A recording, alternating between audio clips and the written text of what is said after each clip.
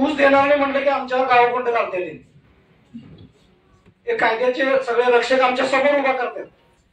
आमचं म्हणणं काय, आमचं पाठीमागचं पैसे द्या आणि आमचा ऊस घेऊन जावा. आम्ही ऊस द्यायला तयार नाही आणि तरी दांडगाळ्यात हे कारखाने चालू करायला. मग आता बघा, हे आम्हाला देत नाहीत, हिने आम्हाला द्यायला मदत करत नाहीत आणि आम्ही मागितलं की तुम्ही आम्हाला म्हणताय तुम्ही कायदा मोडा लागाय. मग आम्ही ऊस लावायचा का आता आम्ही राणा आमची मोकळी ठेवायची? हे आम्हाला तेव्हा तुम्ही उत्तर द्या. आणि जर आमच्या म्हणण्याप्रमाणे जर हिने पैसे देणार नसतील तर ऊसाचं तर आम्ही मालक आहे की नाही आमच्या. आम्ही ऊस देणार नाही म्हटलं तरी आमच्यावर बळजबरी करायला लागली ती.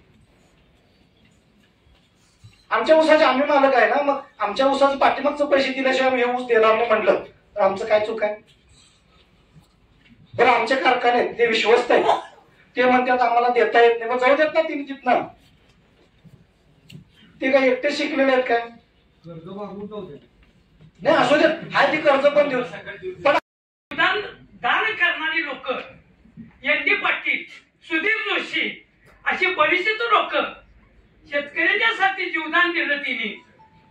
आता पण एखाद्या वकिलाच्या वर यशोब करणारी लोक इथं बरीचशीच तुम्हाला भेटली. तुम्ही ऐकताय, बरीच वर्ष झाली आता ऐकताय.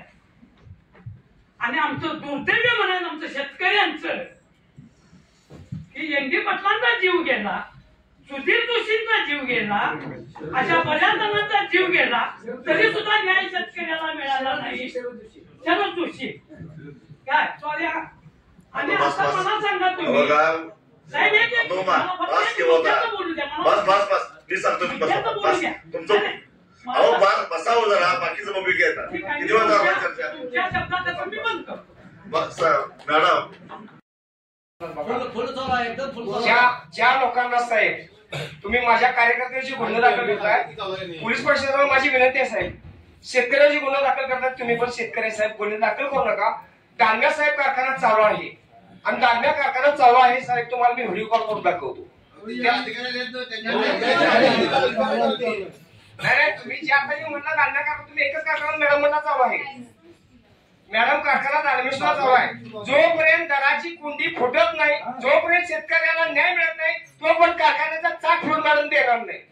आणि महत्वाचं म्हणजे दालम्या त्यावर निर्णय घेऊन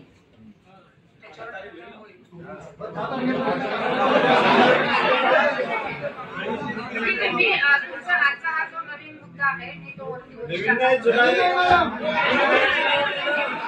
कारखाने बंद, जर आज झालेलं नसेल हिअरिंग पूर्वी कारखाने बंद